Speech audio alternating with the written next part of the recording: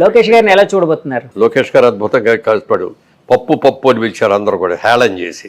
ఆయన పాదయాత్ర చేసి ఆయన మనిషి వాళ్ళు మాట్లాడిన విధ కానీ నిర్ణయాలు కానీ ఎంత ఎక్సలెంట్గా చేశాడు చెప్పడానికి లేదు. అలాగే సినిమా వాళ్ళు వస్తారు పోతారు, వాళ్ళు ఏం చేయలేరు అనుకున్న పవన్ కళ్యాణ్ గారు దాదాపు 15 సంవత్సరాలుగా గెలిచినా ఓడినా ఇక్కడే ఉండి ఇవాళ రోజున కీ అయిపోయాడు. ఈ కూటమి రావడానికి ముఖ్య కారణంలో చెప్పాలంటే అది ఆయనే తీసుకున్న లీడ్ అండి. చంద్రబాబు నాయుడు గారిని ఒప్పించుకున్నారు, అక్కడికి వెళ్ళి మోడీ గారిని ఒప్పించారు. వచ్చే ప్రభుత్వ వ్యతిరేక ఓటును చీల్చుకోకూడదు, మనం ఒకే ఇదిగా రావాలి అని చెప్పి ఇచ్చేసి ఎంత ఎక్సలెంట్గా చేశారో, మోడల్ లాగా చేశారు కూటమి అనేదాన్ని. దానికి పూర్తిగా పవన్ కళ్యాణ్ గారిని చేయాలి. తర్వాత లోకేష్ గారు యంగ్ జనరేషన్ రావాలి ఇక్కడి నుంచి. వీళ్ళందరూ కూడా ఇప్పుడు యంగ్స్టర్స్ రావాలి అంటే వాళ్ళకి చేయాలి, వాళ్ళకి అవకాశం ఇవ్వాలి. సార్ బాబు గారితో ఇంత క్లోజ్గా మీరు చాలా ఒక 40 ఏళ్ళు అనుబంధం కదండి, ఎప్పుడైనా ఆయన ఇలాగ కన్నీళ్ళు పెట్టుకున్న సంఘటన కానీ ఇంటర్నల్ గా బాధపడిన సంఘటన కానీ ఎప్పుడు చూడలేదండి. ఎప్పుడు ఆయన కన్నీళ్ళు అంటే చాలా గుమ్మనంగా ఉండేవాడు. మనసులో ఏదైనా బాధ కలిగినా కూడా ఆయన లోపల పెట్టుకునేవాడు, మన దగ్గర నవ్వుతూనే మాట్లాడేవాడు తప్ప ఏ రోజున నాకు ఇది పరిస్థితి వచ్చింది ఏంటని కానీ ఇంకోటి కానీ ఓకే ప్రజా నిర్ణయాన్ని మనం గౌరవించాలి, ప్రజలు ఓటేశారు గౌరవిద్దాం, అలాగే బెస్ట్ ఆఫ్ లక్ చెప్పేవాడు. కానీ మొన్న జగన్మోహన్ రెడ్డి గారు చేసింది ఏంటంటే ఓడిపోయిందని తెలిసిన తర్వాత మీ బట్టి ప్రెస్ వాళ్ళందరూ వెళ్ళి అడిగితే నేను ఇన్ని పనులు చేశాను అన్ని పనులు చేశాను, నేను ఇంతమందికి డబ్బులు ఇచ్చాను, వాళ్ళందరూ ఏమైపోయారు, వాళ్ళ ఓట్లన్నీ ఏమైపోయినాయి. ఎప్పుడు కూడా ఒక నాయకుడు ఎవరన్నా ఓడిపోయినప్పుడు ఒకళ్ళిద్దరు అన్నారు అనుకో, అందులో కూడా కొంతమంది అన్నారు, కానీ ఈయన మాత్రం నేను ఇన్ని రకాలుగా డెవలప్ చేశాను, నేనేం చేసిన తప్పు నన్ను ఎందుకు ఓడించారు అన్నాడే. కానీ ఎప్పుడు కూడా ఎందుకంటే బెస్ట్ ఆఫ్ లక్ అండి, ప్రజా నిర్ణయాన్ని మేము శిరసావహిస్తున్నాం అని కొత్త గవర్నమెంట్కి బెస్ట్ ఆఫ్ లక్ చెప్తున్నాం. ప్రజల్ని జాగ్రత్తగా చూసుకుంటూ మీరు ఏమైతే ప్రమాణాలు చేశారో, మీరు ఏమైతే ఇస్తామని చెప్పారో అవన్నీ కూడా ఖచ్చితంగా చేయండి, గుడ్ లక్ అని చెప్పేసి ఊరుకోవాలి.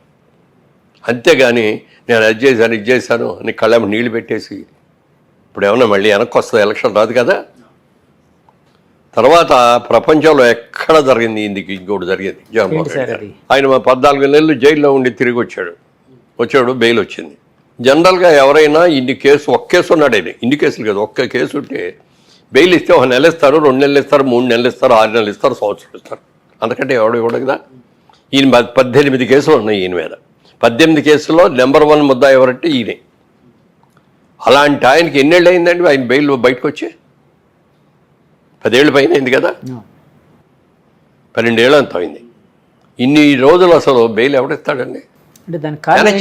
మేనేజ్ అది రాకుండా చూసుకున్నాడు అంతే. ప్రతిసారి ఢిల్లీ వెళ్ళినప్పుడల్లా ఏదో ప్రత్యేక హోదా తీసుకొస్తాడు, లేకపోతే ఈ డబ్బులు తీసుకొస్తాడు, ఇది తీసుకొస్తాడు అని ఆయన తెచ్చేది ఏమీ లేదు.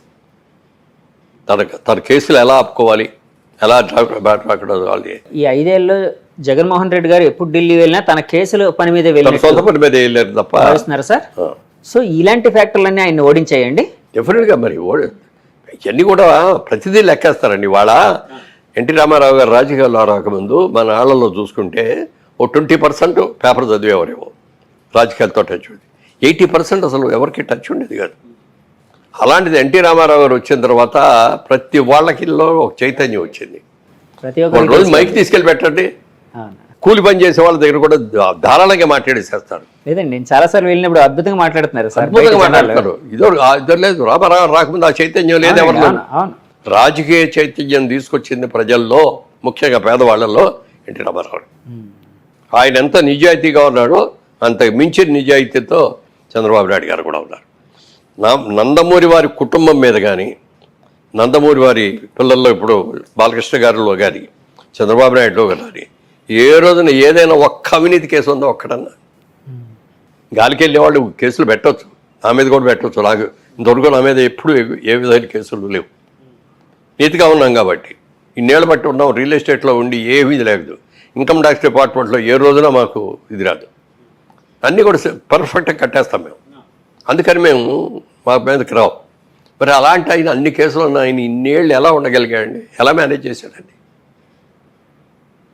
ఏదైనా పాపం పడాలి, టైం రావాలి. వాళ్ళ ప్రజలందరూ కూడా అది గుర్తించి, అది తెలుసుకొని, చేసిన తప్పులు తీసుకొని మనం యునానిమస్గా వెయ్యాలన్నారు. ఎలక్షన్ అయిన తర్వాత కూడా ఎవరు ఇంత మెజారిటీ వస్తాయని ఎవరూ ఊహించలేదు సార్. బాబు గారు ఏమైనా ఊహించారా సార్ ఇలాంటి ఆయన మెజారిటీ? ఊహించారు కానీ బయటపడ్డా ఆయన ఎప్పుడు.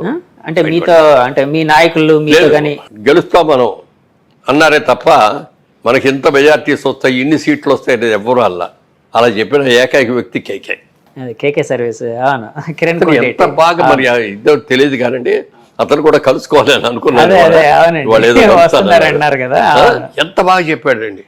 లాస్ట్ టైం ఓడిపోయినప్పుడు జగన్మోహన్ రెడ్డి గెలిచినప్పుడు బాగానే ఇట్లాగే చెప్పాడు. అవునండి, ఆయనకి ఎన్ని సీట్లు వస్తాయి మేమే అనుకున్నాం. చంద్రబాబు నాయుడు గారికి రాకుండా ఎవరు ఇస్తారు? 20 వస్తాయి. ఇవాళ అన్నారే మీరు బోల్డని చేసామని చెప్పి ఈయన చంద్రబాబు నాయుడు గారు కూడా ఆ రోజులు అన్నారు, మనం పసుపు కుంకుమ ఇచ్చాం బోళ్ళ మందికి, ఎలక్షన్ ముందు 10,000 చెప్పి ఇచ్చాము, మహిళా ఓట్లన్నీ మనకు వచ్చేస్తాయన్న. కానీ ప్రజలు ఏమన్నారు తెలుసండి, ఆయన 10,000 ఇస్తే ఆయన సొంత డబ్బులు ఇచ్చాడా? గవర్నమెంట్ డబ్బులే కదా మాకు ఇచ్చింది. ఆయన ఏదైనా సొంత డబ్బులు ఇస్తే అప్పుడు ఆలోచిస్తాం దాని గురించి. ఎవరు సొంత డబ్బులు ఇస్తే వాళ్ళకి ఓటేస్తాం అన్నారు. ఇవాళ జగన్మోహన్ రెడ్డి గారు ఇచ్చింది ఆయన సొంత డబ్బులు ఇచ్చాడా? ఉంటే మీటర్ ఒక్కడమే కదా ఆయన చేసింది. మీటర్ ఒకటే రోజు దారింటెళ్ళి రిక్షా వాడినో లేకపోతే కూలి పని చేసుకునే వాడిని పిలిచి బాబు ఇదిగో ఇక్కడ నొక్కు అంటే నొక్కుతాడు. కానీ నొక్కటానికి డబ్బు ఎలా సంపాదించాలి, ఇన్కమ్ ఎలా తీసుకురావాలి, ట్యాక్స్లు ఎలా పెరగాలి, మన వాళ్ళకి కావాల్సిన అవసరాలన్నీ ఎలా తీరాలి, ఇవన్నీ తెలుసుకొని చేసేవాడే నిజమైన ముఖ్యమంత్రి తప్ప, ముఖ్యమంత్రి అంటే ఏంటి? ఇన్ని లక్షల మంది, మరి కోట్ల మంది, ఇవాళ ఇన్ని కోట్ల మంది యొక్క సమస్యల్ని, కష్టాలని, సుఖాలని, పిల్లల భవిష్యత్తుని తీర్చిదిద్దవలసిన ఒక పవిత్రమైన బాధ్యత ఉన్న వ్యక్తి ముఖ్యమంత్రిగా ఉండాలి. అలా ఉన్నవాళ్ళే ఉంటారు లాంగ్ మీటింగ్. సార్ మొన్న మధ్య ఒక మాట అయితే వినిపించిందండి, చంద్రబాబు గారు ఇప్పుడు సూపర్ 6 అని పెట్టి, అంటే జగన్మోహన్ రెడ్డి గారు ఇచ్చే పథకాల కంటే ఇంకా అద్భుతమైన పథకాలు ఎక్కువ డబ్బు ఇస్తామని చెప్పి జనాలకి, అంటే మేము ఫలానా పథకాలు అందించబోతున్నాం.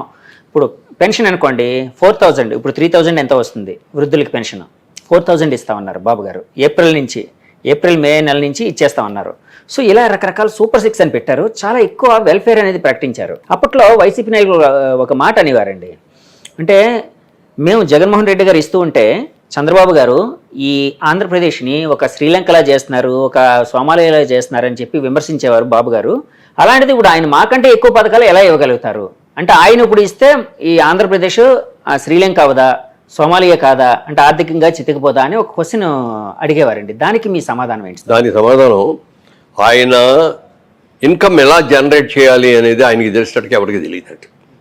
మీరు చూస్తూ ఉండండి, 1 year తిరిగేటప్పుడు ఎన్ని కొత్త ఇన్స్టిట్యూషన్స్ వస్తాయి, కొత్త ఇండస్ట్రీస్ వస్తాయి. తర్వాత ఇంకొకటి పెద్దది ఏంటంటే, ఇప్పుడు తెలంగాణ ఉందనుకోండి, హైదరాబాద్, సికింద్రాబాద్ ఉంది, వరంగల్ ఉంది, నిజామాబాద్ ఉంది, మంచి సిటీస్. ఏమంటే అదేవిధంగా చూసుకుంటే తమిళనాడులో చూసుకుంటే మెడ్రాస్ ఉంది, కోయంబత్తూరు ఉంది, సేలం ఉంది. కేరళ చూసుకుంటే త్రివేంద్రం ఉంది, బ్రహ్మాండమైంది. మన కర్ణాటక పక్కన ఉన్న కర్ణాటక చూసుకుంటే వాళ్ళకి బెంగళూరు ఉంది, మైసూరు ఉంది. మనకి ఏముందండి ఆంధ్రప్రదేశ్కి ఏముంది? ఒక సిటీ చెప్పండి, మీ నోటితో మీరు ఒక సిటీ చెప్పండి. హైదరాబాద్ మనకి ఆంధ్రప్రదేశ్లో ఏముంది? ప్రస్తుతానికి ఉన్న దాంట్లో అయితే విశాఖపట్నం ఒకటే అండి. విశాఖపట్నం కూడా, దాన్ని కూడా చంద్రబాబు నాయుడు గారే దానికి కంపెనీలు అయింది తీసుకొచ్చి అక్కడ పెట్టించి, ఎందుకంటే దానికి ఒక అద్భుతమైన సిటీ వైజాగ్ అనేది. సముద్ర బొడ్డు బోల్డ్ అనేది ఆయనకి దాని మీద ఎన్ని ప్లాన్స్ ఉన్నాయో చెప్పడానికి లేదు. ఈ Visakhapatnam lot of pharmaceutical industries ఇప్పుడు బాగా ఉన్నాయి. అలాగే అక్కడ హార్బర్ హార్బర్ బాగా డెవలప్ చేసి ఇది చేస్తే ఇంకా అద్భుతమైన ఇతర దేశాలన్నింటికి కూడా ఇక్కడికి వచ్చి ఇక్కడ అన్లోడు లోడు చేసుకొని మళ్ళీ ఎవరు ఎక్కడికి వెళ్ళాలనేది ఇవన్నీ కూడా చేసే హబ్ లాగా, ఒక సెంట్రల్ హబ్ లాగా వైజాగ్ చేయడానికి మూడో అవకాశం ఉంది. ఎంతమంది లేబర్కి ఉద్యోగాలు వస్తాయో చెప్పడానికి లేదు. అవన్నీ చాలా ఉన్నాయి. వైజాగ్ని చేస్తాం, వైజాగ్ ఓకే ఒకటి. విజయవాడ సిటీయా బిజినెస్ సిటీ అంతే, ఏమి కాదు. గుంటూరు పంటలు, మిర్చిను పొగాకు ఆడితే అది. తెనాలి ఇంకా తక్కువ. మంగళగిరిలో ఏమీ లేవు. వీటన్నిటి కలిపి అమరావతిని క్యాపిటల్ చేసుకొని ఇదంతా కలిపి ఒక సిటీ చేయాలి. ఇది ఒక అద్భుతమైన సిటీ చేసి దీనికి కావాల్సిన వనరులన్నీ చేయాలి. బయట వాళ్ళ నుంచి, బయట దేశాల నుంచి, అతర రాష్ట్రాల నుంచి, మనకి తమిళనాడు నుంచి వస్తాయి లారీలు, బోల్డ్లు వస్తాయి. ఈ లారీలన్నీ కూడా విజయవాడ నుంచి వెళ్ళాలి. అలా కాకుండా మంగళగిరి దగ్గర నుంచి అవుటర్ రింగ్ రోడ్ ప్లాన్ చేశాడు. గన్నవరం ఎయిర్పోర్ట్ దగ్గరికి వెళ్ళి కలుస్తాయి, అసలు విజయవాడలోకి రాబోయి. అలాగే హైదరాబాద్ అయినా ఉంటే మంగళగిరి వచ్చిన తర్వాత ఇటు నందిగామ దగ్గరికి తీసుకొచ్చి ఓవర్ బ్రిడ్జిల మీద అక్కడి నుంచి హైదరాబాద్ వచ్చేటట్టు. కలకత్తా వెళ్ళాల్సి అయినా ఉంటే ఆ నందిగాం దగ్గర కంచికిచర్ల దగ్గర బ్రిడ్జి మొదలుపెట్టి డైవర్స్ రింగ్ రోడ్ లాగా చేసి గన్నవరం ఎయిర్పోర్ట్ దగ్గర దాటిన తర్వాత కలపాలి. ఇవన్నీ కూడా పెట్టేస్తే ఏముందంటే సిటీలో ట్రాఫిక్ తగ్గుద్ది. అవునండి. ఈ కమర్షియల్ లారీస్ అన్నీ కూడా రావు. ఓన్లీ ఇంటర్నల్గా ఉండే కార్లు, ఇంటర్నల్గా ఉండే బస్సులే ఉంటాయి. ఇది దాంతో ఏదంటే మనకి ఇది కూడా బాగుంటుంది, వాతావరణం బాగుంటుంది, పొల్యూషన్ తక్కువ ఉంటుంది, ప్రమాణం. ఇవన్నీ ప్లాన్ చేశాడు ఆయన. తర్వాత మనకి పక్కనే కృష్ణా నది ఉండటం అనేది పెద్ద అసెట్ అమరావతికి. మనకి ఏ స్టేట్స్కి అంత ఇది లేదు. ఇప్పుడు తమిళనాడులో చెన్నై ఉందంటే పక్కన సముద్రం ఉంది, కానీ సముద్రం వేరు, రివర్ వేరు. సముద్ర వాటర్ని మనం పెద్దగా ఏం ఉపయోగించుకోలేము. అంటే ఫిషింగ్ బిజినెస్లో అవి వస్తాయి, కానీ తాగునీటి అవసరాలకు పనికిరాదు. అలాగే పంటలకు కూడా పనికిరాదు. అదే మీరు ఇప్పుడు కృష్ణా నది బ్యారేజ్ ఉంది కదా, ఇంకో బ్యారేజ్ కడదామని ప్లాన్ చేశారు. ప్లాన్ చేశారు. ఆ బ్యారేజ్ ఈ బ్యారేజ్ మధ్యలో వాటర్ స్టోర్ చేసి వీటిలన్నిటి కూడా కాలువల ద్వారా అమరావతి చుట్టూ లోపల ఎక్కడ కాలువలు పెట్టేసి ఆటిపోయింది. మళ్ళీ అందమైన ఐకాన్ బ్రిడ్జెస్, మన ఇటలీ లాగా, రోమ్ వాటర్ సిటీ. అలాగా దీన్ని చేయడానికి అన్ని ప్లాన్లు చేశారు. ఒక క్యాపిటల్ సిటీ ఎలా ఉండాలనే దాని మీద ఆయనకున్న అవగాహన ఇంత అంత కదండి. ఎంతమందికి అట్లా అమరావతిని సెలెక్ట్ చేయటం గొప్ప అయితే, అమరావతిలో ఎలాంటి క్యాపిటల్ కట్టాలి అనే దాని మీద జపాన్ వాళ్ళని పిలిచారు, సింగపూర్ వాళ్ళని పిలిచారు, మలేషియా వాళ్ళని పిలిచారు. ఇంకా ఎవరైనా ప్లాన్స్ ఉంటే ఇవ్వండి అన్నారు.